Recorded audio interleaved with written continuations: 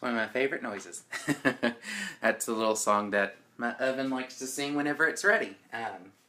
I wanted to pop on live with you all today to show you one of my favorite go-to desserts, especially when eating healthy. Mo likes to join in too, hopping up here on the counter. So first and foremost is get rid of animals off the counter while you're trying to cook. But speaking of animals, I did just finish dropping our dog Butters off at the specialist this morning, so thank you all so much for commenting and wishing him well. Hopefully we'll find out some good information today. But whether you're just craving something sweet, or if you are having a little stress in your life, sometimes just a little sweet treat is enough to kind of help get you through. So typically, like, my favorite turn or go-to cookbook, especially whenever I want something, is actually the new, it's a little bright, is the new Fix8 cookbook from Beachbody, but actually Autumn Calabrese helped write it, and she's the one that created like the 21 Day Fix, Fix Extreme, Country Heat, Master's Hammer and Chisel, that type of stuff. But what I love about it, and what I genuinely love about cooking, is to be healthy doesn't mean you need to give up flavor. It doesn't mean you need to give up your favorite things. It just means that you need to develop different ways of making it and tweaking things here and there. So one of my favorite go-tos is, like, I have a sweet tooth. It's not the biggest one, but I love more of the salty sweet treats. And that's why this is seriously like one of my favorite things. If you like peanut butter, fudgy, brownie type things, you're gonna love this. These are the peanut butter squares. And I'll actually show you the recipe here too, so you can actually pause it and capture the recipe. Let's see if it'll... It might be backwards, which might be fun, so that'll just be an extra challenge for you all, but I'll walk you through it too. But it's actually really simple. It's 4 ingredients literally, and super easy, super delicious. So I just wanted to come live with you all and make it. So first it says you need 1.5 cups of, it recommends smooth peanut butter. Now I go with good old crunchy peanut butter. I like something with a little bit more bite. Whenever you're going with peanut butter, this is my big pet peeve. Okay, look. If there are other ingredients listed other than just peanuts and salt, please don't buy it. Don't get that. Don't get the peanut butters out there that have the hydrogenated cottonseed oil or sunflower. It's not peanut butter. It doesn't taste like peanut butter. It's not good. Get real peanut butter. Invest in real peanut butter. Seriously. So let me grab a spoon really quick. So it says 1.5 cups, and plus 2 real peanut butter. It should pour. It should be peanuts that are crushed and ready to go. So you should have a lot of peanut oil in it and deliciousness. So let's see. So 1.5 cups will pretty much be this full jar. So let's see. Yep, so there's 1 cup. So we'll get that going.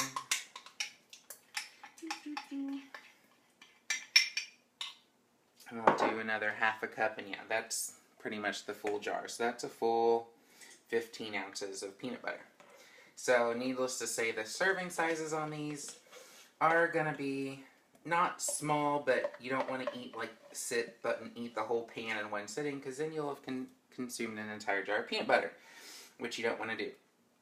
And the other thing I get asked a lot about is healthy fats and oils. And yes, peanut oil, I wish they had peanut butter oil, that would be delicious. But peanut oil does have some really good health properties in it. But oils like coconut oil, olive oil, like all of those healthy fats out there, yes, they are great for you. They help your body in very nutritious ways.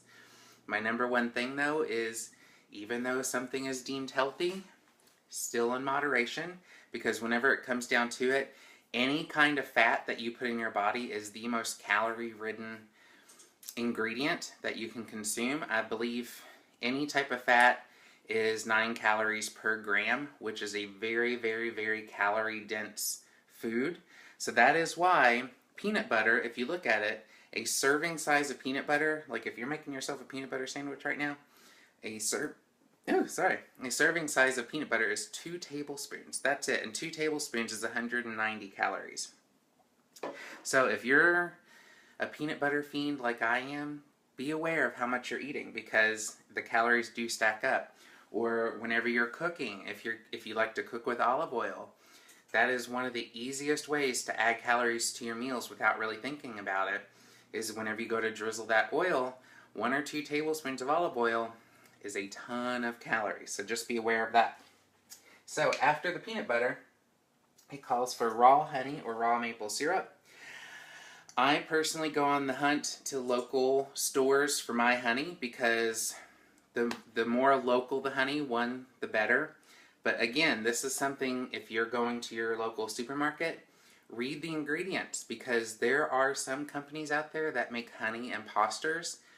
And seriously, if you look at the ingredients, there's more than just honey in it. And I decided to go with wildflower honey. Wildflower honey is going to have a more slightly earthy taste to it versus like the clover honey, which is going to be a little bit sweeter and on the mild side. So like if I had to compare this to like light and brown sugar, this would be like the brown sugar equivalent. Like it's just going to have that more, I don't know, just earth flavor to me. And it's still really sweet. A little tip though, anytime you're dealing with honey or syrup and you need to measure it out with a spoon so it doesn't stick, let's see, this calls for, okay, we're not going to use a spoon because we're going to use a cup. It calls for a half a cup of honey. So actually, since you have all this peanut butter here, a little secret, take your finger, a little bit of peanut butter, spread it around on the inside of the cup, coat it with a little bit of that peanut oil, and you'll actually see it come out a whole lot quicker. And then you got peanut butter in your finger. Yum. Alright, so half a cup of honey. Honey is also one of those incredible ingredients. 1, it never spoils. 2, it's actually a really good antiseptic. Especially as we go into this time of year whenever it's like cold and flu season. Honey is really good for sore throats. Like if you ever start getting that scratchy thing in the back of your throat, like have like a tablespoon of honey and see if that helps. We actually keep a jar of fermented honey and garlic. Ooh, look, more honey. In our pantry. And what that does is the honey draws a lot of the goodness out of the garlic. And it sounds strange, but it's really actually delicious. But whenever you start getting a cold, you can take some of the honey to help ease your throat. And then the honey actually penetrates into the garlic and makes it like a sweet, spicy type thing. And you can actually eat it to help flush out your cold symptoms and everything. So, okay, so we have honey, we have peanut butter. Next is 2 eggs. Again, actually, there's no difference between, or that I've found, no difference between white and brown eggs, because every chicken can lay both colors. But you still want to make sure that you're finding the best ingredients that you can if you have access to local eggs, or as long as they're not like raised with hormones, anything like that. Let me grab a towel because I'm getting really sticky. That's the thing, is that this recipe, yeah, it's fun. It makes you a little sticky, but it's delicious. You can have fun making it with your kids.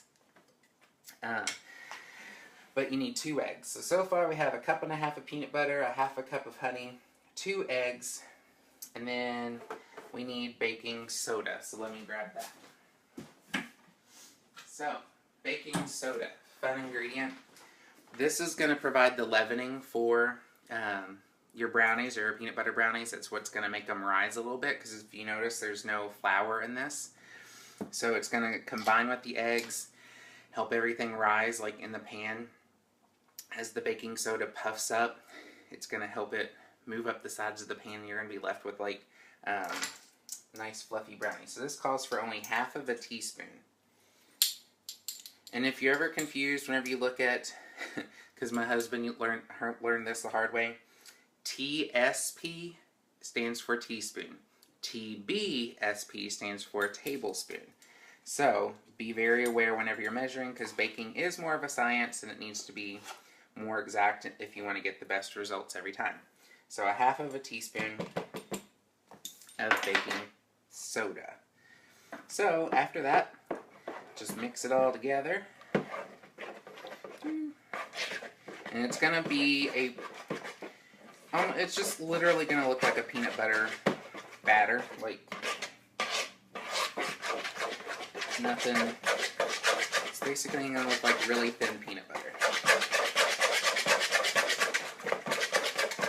But you really want to get in there, mix in the eggs really well. And make sure everything is nice and combined. And see, looks like peanut butter fudge. It is delicious. I would not recommend eating it at this point because you did just put 2 raw eggs in there. But if you're like me and like to live dangerously, I'll probably end up licking the bowl. So, this recipe calls for an 8x8 pan. Again, another important thing whenever you're making recipes is make sure you're putting it in the right size pan. And there is enough oil from the peanut butter in there. So, you'll just pour this into the pan.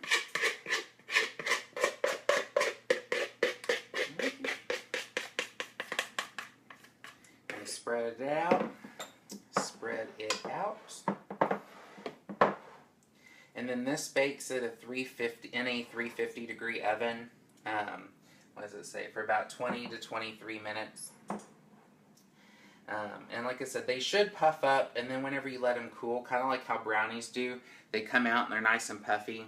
But then after you let them cool and settle, they will kind of settle down a little bit and become a little bit denser. But that's where the peanut butter brownie squares come into play.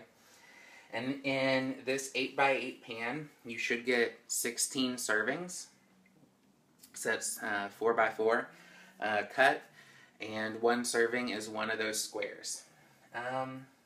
And as far as measurements, like if you are doing the 21-day fix or using the containers, 1 serving will equate to 1 yellow or 1 carb serving per day, as well as 2.5 teaspoons of your daily intake of healthy fats and oils. So, I don't have the power and the magic of on TV cooking, so I'm going to throw these in the oven, get them cooking. Once they're done, I'll post a picture below the video. But I hope you enjoy it. Like, seriously, try this recipe if you want to try something so amazingly fantastic that's a healthy dessert.